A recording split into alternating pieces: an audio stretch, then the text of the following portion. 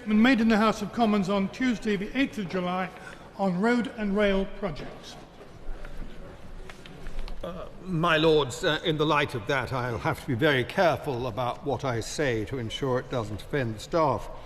My Lords, it must be tough being the Secretary of State for Transport, because every time the government's in difficulty with its backbenchers, she's sent out to make another announcement about some great distant spending plans.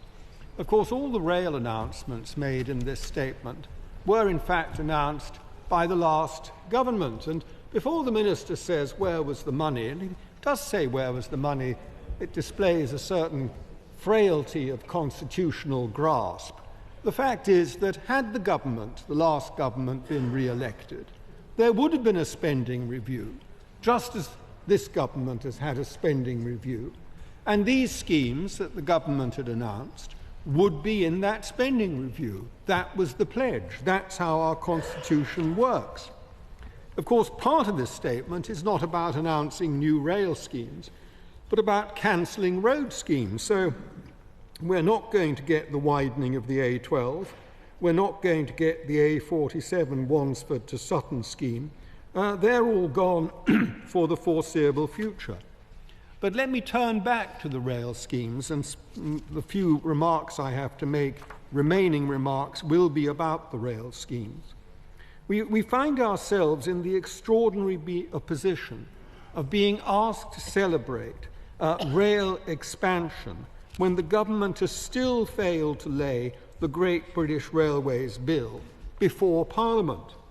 Great British Railways, optimistically suggested for late 2026 at the earliest, now appears increasingly likely to slip to 2027 or beyond, with the legislation itself yet to appear before either House of Parliament.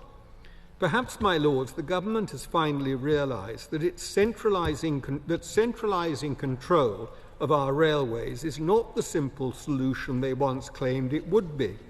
The complexities of their grand nationalisation project appear to have caught them rather off guard. So where is the bill, is my first question to the Minister. Where is Great British Railways? More pertinently, where is Shadow Great British Rail, which already has a remunerated chair?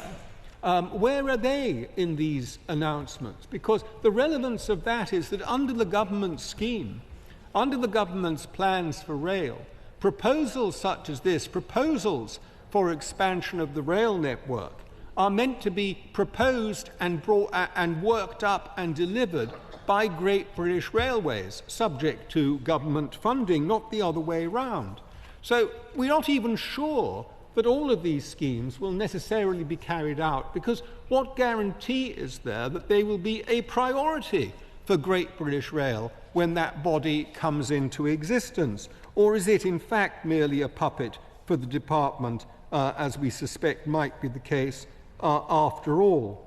I warned when we were debating the Rail Passenger Services Bill, which began the process of nationalising the train operating companies, I warned that what the government was doing was not moving from one state to another, but they were moving through one state to a huge transition period.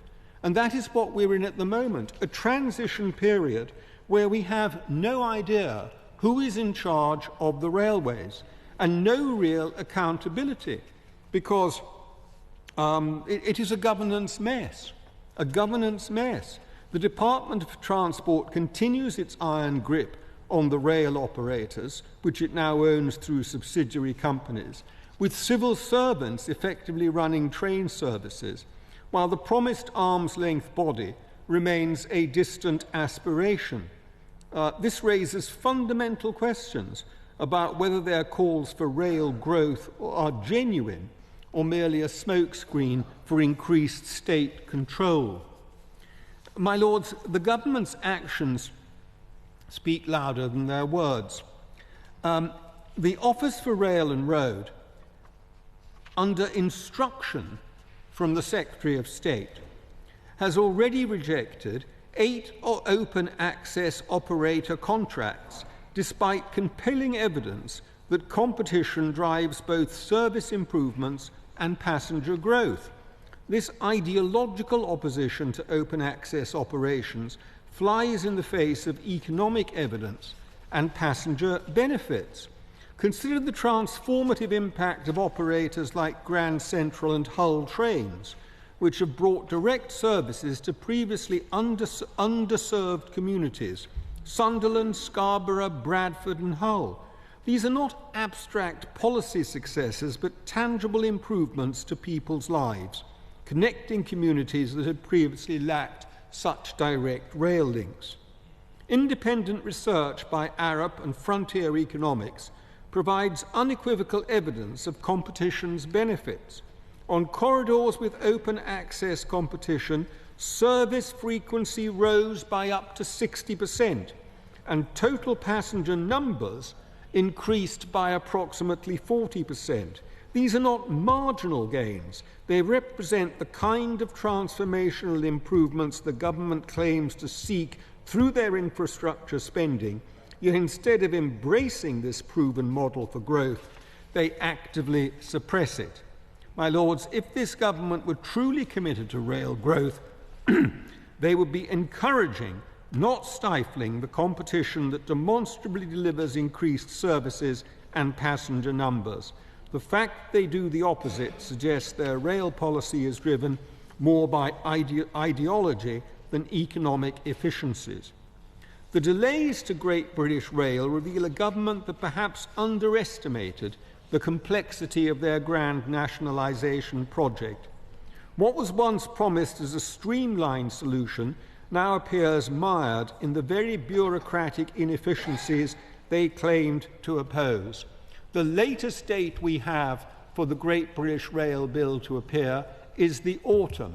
Will the government, will the noble Lord the Minister confirm that date, or will he have to say, as is now widely believed in the industry, that he will not make that deadline and the bill will be coming much closer to Christmas at the earliest?